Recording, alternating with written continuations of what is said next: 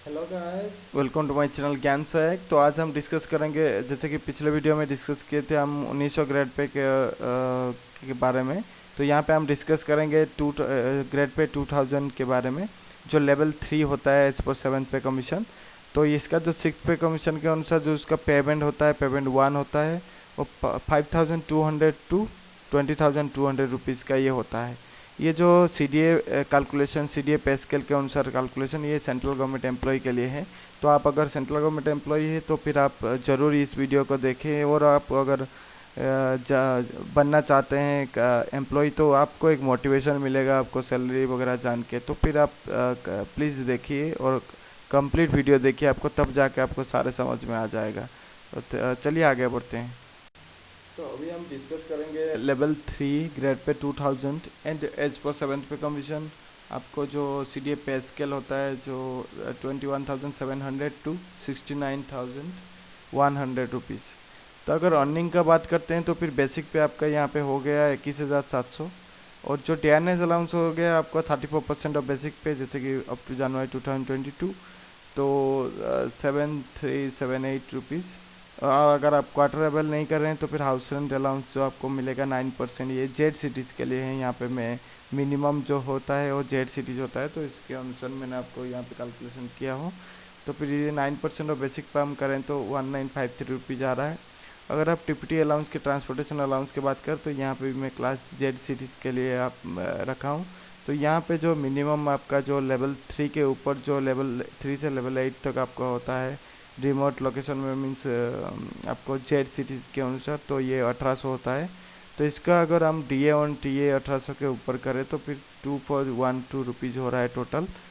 तो ये रहा आपका ग्रॉस टोटल अमाउंट, जो आपका हो जाएगा, ग्रॉस हो जाएगा आपका लेवल 3 में 33,443 रुपीज़। अगर हम डिडक्शन की बात करें तो फिर जो NPS में जो डिडक्शन होता है, ये 10% ऑफ बेसिक प्लस DA होता है। तो हम बेसिक पे और DA को अगर ऐड करके आप उसका 10% निकालें तो फिर 2908 रुपीज़ होगा।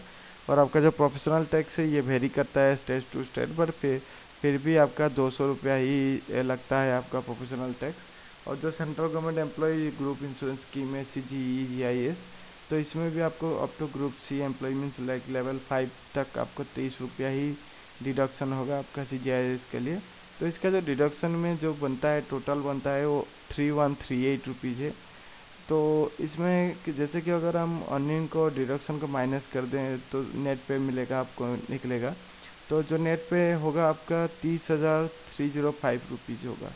तो आपको अप्रोक्सीमेटली 30,000 आपका इन हैंड आ जा रहा है आपका। तो जो अगर मैं हाउस रेंट अलाउंस का अगर बात करूँ तो एक सिटीज़ के लिए आपका अभी करेंटली 27% चल रहा है। और जो वाई सिटीज़ के लिए 18% और जेड सिटीज़ के लिए 99% होता है। तो अगर हम यहाँ पे कैलकुलेशन करते हैं 27% के अनुसार हाउस रेंट अलाउंस, तो फिर आपका सैलरी और ज़्यादा बढ़ जाएगा। तो यहाँ पे जो टीपीटी अलाउंस है ये अकॉर्डिंग टू पे लेवल है एंड अकॉर्डिंग टू लोकेशन है।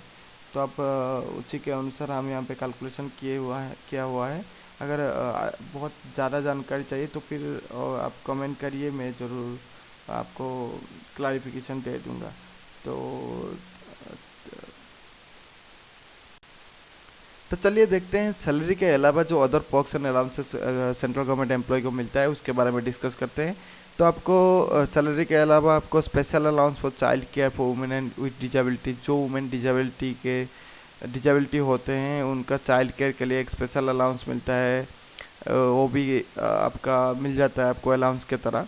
और जो लीव ट्रैवल कंसेशन होता है, जिसको LTC बोलते हैं, ये सारे लेवल के लिए अप्लाई होता है। तो वो कैटेगोरिकली आपके लेवल के अनुसार आपको मिल जाता है आपको रिइम्बर्समेंट। और जो चिल्ड्रन एजुकेशन अलाउंस होता है, इसमें क्या होता है कि आपको चिल्ड्रन पढ़ने के लिए आपको अलाउंसेस मिल जाता है, और उसमें अलॉन्ग विथ हॉस्टल अलाउंसेस भी आपको मिल जाता है। और जो लीव एनकेसमेंट है, ये जो आपको होल सर्विस पीरियड में आप जो 10 दिन करके जो आपका लीव एनकेस कर सकते हो आप। और जो साइकिल अलाउंस होता है, ये सब जगह सारे लेवल का नहीं मिलता है। ये गिना चुना करके, मतलब जैसे कि हिली एरियाज है या माउंटेन एरिया है जहाँ पे आपको सही ट्रांसपोर्टेशन का फैसिलिटी नहीं है, वहाँ पे आपको साइकिल अलाउंस मिल जाता है। और जो वाशिंग अलाउंसेस है ये आपको नीचे लेवल का नहीं मिलता है, जैसे ग्रुप सी एम्प्लॉय को अप टू लेवल 5 शायद नहीं मिलता है आपको, और किसी किसी लेवल में भी मिल जाता है, जैसे कि वो डिपार्टमेंट टू डिपार्टमेंट वेरी करता है।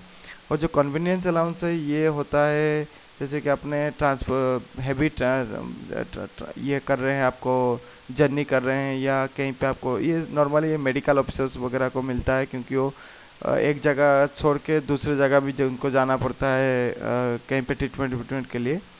तो वो जो एक्स्ट्रा वर्क अलाउंसेस होता है वो केयर टेकिंग अलाउंसेस होता है, ये नॉर्मली नॉन गेजेटेड एम्प्लॉय को मिलता है। ये अगर कोई केयर टेकर होता है किसी क्वार्टर वगैरह का तो इनको मिल जाता है। तो जो ओवर टाइम अलाउंसेस है ये आपको, अगर आप ओवर टाइम कर रहे हैं, ये नॉर्मली नहीं मिलता है, क्योंकि गवर्नमेंट में ये ओवर टाइम अलाउंसेस नहीं देते हैं ये सब चीज़ें, बट कहीं कहीं कहीं कहीं पे देते हैं, जहाँ पे वर्क प्रेशर ज़्यादा है वहाँ पे देते हैं। तो जो short and long term loan and advances है, जो short term loan and advances है ये आपको पे लेवल के और सैलरी के अनुसार आपको मिल जाएगा। और जो मेडिकल फैसिलिटीज है ये आप सीजीए में भी चूज कर सकते हैं। सीजीए में तो आपको कॉम्प्लीमेंट्री हो जाएगा आपका पे के अनुसार, और सीजीएसएस आप चूज कर सकते हैं। अगर आप सीजीएसएस बेनिफिशियरी बनना चाहते हैं तो फिर आपको अलग से डिडक्शन करके आपको बन सकते हैं चाहे तो। और जो ग्रुप इंश्योरेंस और ग्रुप पर्सनल एक्सीडेंटल इंश्योरेंस ये तो आपको सीजीआईएस के नाम पे आपको डिडक्शन हो रहा है, ये आपको लेटर ऑन बेनिफिट भी मिल जाएगा ड्यूरिंग सुपर एनुएशन। तो आपको जो सुपर एनुएशन बेनिफिट जो मिलेगा ये आपको, अगर आप कहीं किसी भी लेवल पे हो, आप अगर रिटायरमेंट कर रहे हैं तो आपको तो जितना भी बेनिफिट जैसे कि ग्रेचुइटी, आपका इंश्योरेंस, ये सब मिल जाएगा आपको। और जो नॉन प्रैक्टिसिंग अलाउंसेस हो टू मेडिकल प्रोफेशनल्स, ये जैसे कि वेटनरी डॉक्टर होते हैं या ह्यूमन डॉक्टर होते हैं, इनको कई दूसरी जगह काम नहीं करने के लिए, प्रैक्टिस नहीं करने के लिए उनको ये नॉन प्रैक्टिसिंग अलाउंसेस मिलता है। और जो case handling allowances to cashier होता है, ये जैसे कि आप अगर लोअर डिवीजन क्लर्क है या अपर डिवीजन क्लर्क है, लेवल 2 या लेवल 4 या अप टू लेवल 5 के अनुसार आपको मिल जाता है।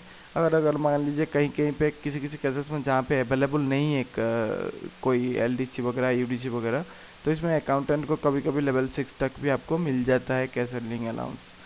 तो ये जो भी कैशियर होता है उसको मिल जाता है ये अलाउंसेस। तो यहाँ पे हम और एक देख लेंगे कि जैसे कि ट्रांसपोर्ट अलाउंसेस 4 देख लेंगे। तो ये मैं जैसे कि बोला था कि पे मैट्रिक्स के अनुसार ही ये डिवाइडेड है। तो ये जो यहाँ पे एक हायर टीपीटीएस सिटीज़ है, यहाँ पे अदर प्लेसेस है। हायर टीपीटीएस सिटीज़ जैसे कि मेट्रो सिटीज़ हो गया, ये जैसे बड़ा बड़ा सिटीज़ है, उसमें आपको किस तरह का आपको काउंट किया जाता है टीपीटी। और जो आपका जो अदर प्लेसेस है जैसे कि रिमोट एरियाज है, जेड सिटीज़ वगैरह है, इनमें कैसे आपको काउंट किया जाता है। तो इसमें जो काउंट किया जाता है जैसे कि पे मैट्रिक्स लेवल 1 एंड लेवल 2 का आपको 900 rupees plus DA on TA, जितना डीए चल रहा है जैसे कि 34% चल रहा है अगर, तो 34% के ऊपर आपको मिल जाएगा। अगर आप पे मैट्रिक्स लेवल 3 टू लेवल 8 तक आपको 1800 प्लस 1800 का 34% आपको मिल जाएगा।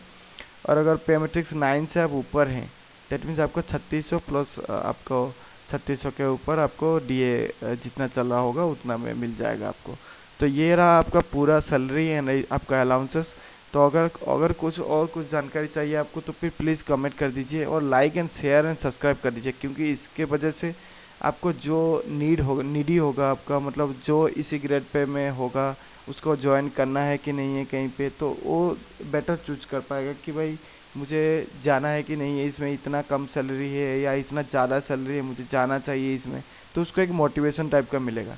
तो फिर आप शेयर कर दीजिए। अगर कुछ इसमें गलती होगा या कुछ करेक्शन चाहिए आपको तो फिर आप मेंशन कर दीजिए, मैं ज़रूर डेफिनेटली आपको रिप्लाई भी दूंगा एंड आपको करेक्शन भी कर दूंगा। Thank you guys.